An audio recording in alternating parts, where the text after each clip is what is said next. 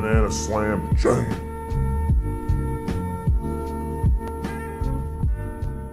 Welcome back, everybody. We got ourselves a BSJ replay analysis. We got ourselves a pretty high one today, a 5.4K Ursa in the EU region. He felt the need to specify that, so it's about 3K NA, just for the people who don't know the proper... It's been a long day, guys. Conversion of MMR, thank you. This game, I was the Ursa. Turns the laning stage. I think the Lycan was solo and did not have much of a game for the first 5 to 6 minutes. But somehow he managed to get some kills and was higher net worth than me at 10 minutes. Maybe some tips for Ursa to completely shut the opponent offlaner down, especially when they're both melee. In the mid game, I think my team was doing some stupid stuff, so I was just avoiding and farming up. I think I had good farm and had a chance to win the game at 30 minutes, but we lost. Can you give me advice on mid-game movement and fighting? So here's the deal, man. I can absolutely do that, yes. There's no deal. Let me go ahead and check out your game.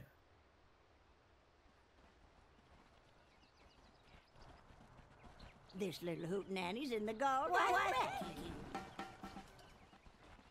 I generally don't start Orb of Venom on Ursa myself.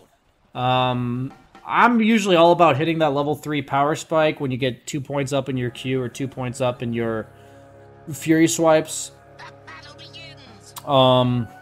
That's just my idea. If I'm gonna go Orb of Venom, I usually want either 2 branches for a bit more stats instead of 2 sets of tangos, or a salve if I think I'm gonna have to trade myself all the way down. So I think going 2 tangos and Orb of Venom is about like the only orientation of this that I would not do. So your 1v2 and your lane equilibrium management has been absolutely atrocious. There's really nothing else to say about this. The reason why Lycan has a better game than he should is because you're not managing the lane well enough.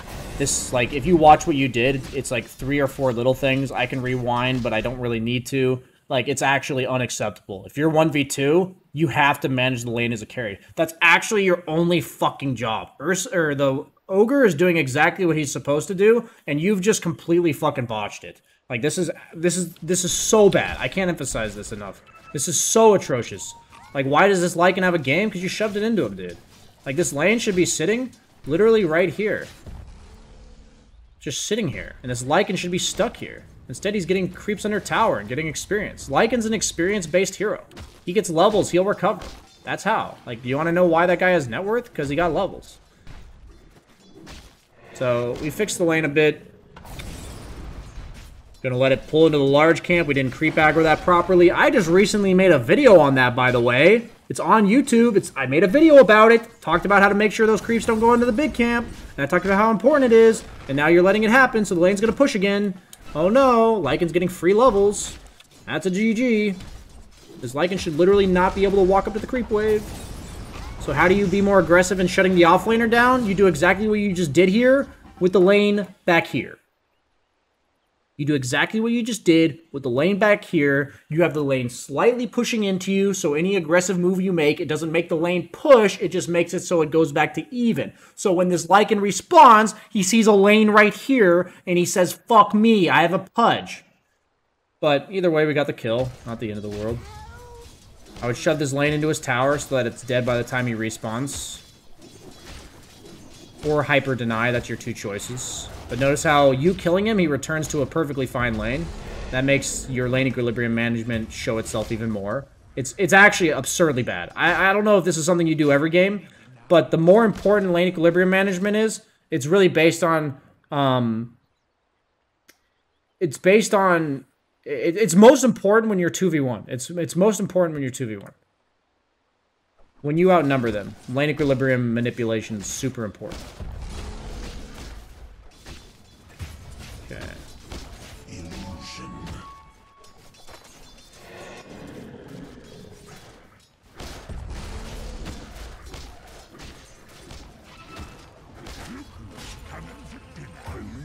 Anybody want to know why this didn't work?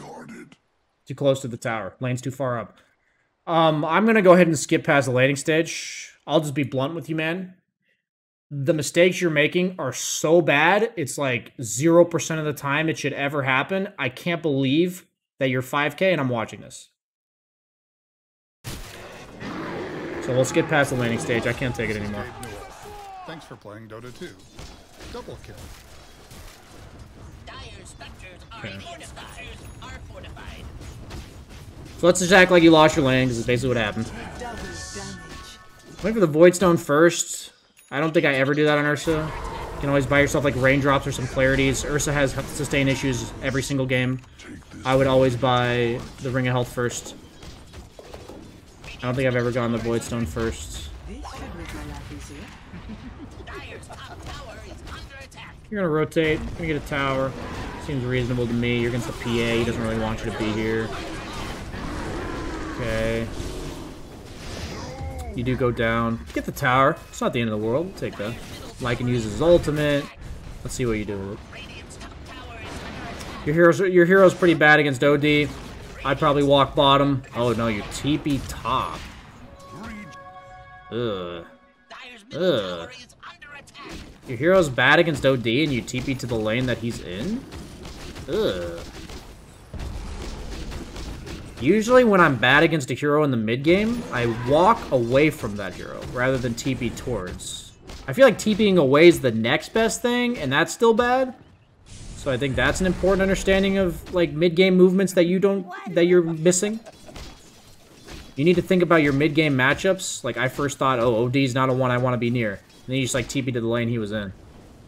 Didn't really get punished for it this time around, but you kind of just got to sit in the triangle. They're unstoppable.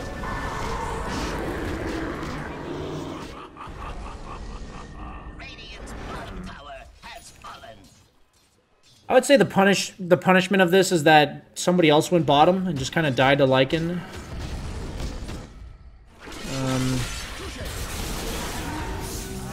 How do I even word this, man? Okay. Why'd you put a base there?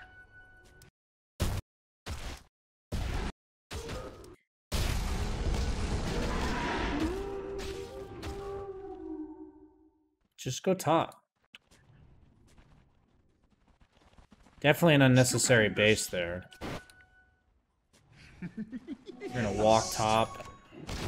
I'd say you just missed an Ancient Camp. I want you to realize that you missed an Ancient Camp and you could have just flown yourself a Salve and a Clarity, gone net even in gold, and gained experience. So that's that. That was, as they say, wicked sick.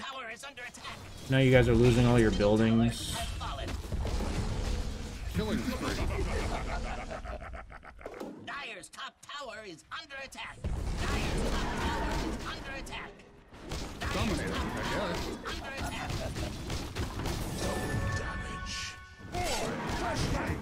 I'll be honest, my friend. I'll have this game uploaded. I'm only going to count this as half a replay. Please note to me in your next message just in case I forget your name. I'm noting this as half a replay. When you're against a solo offlaner and you fuck up the lane equilibrium as bad as you did, you're going to end up at losing 80% of these games. I'm not even exaggerating. You're going to lose 80 to 90% of them. It's that fucking bad. So please show me a game where you manipulate the lane equilibrium properly and come back and I'll do like a half replay analysis on that one. I'm not trying to be too rude, but it's actually so game ruining that I don't really care about this stage.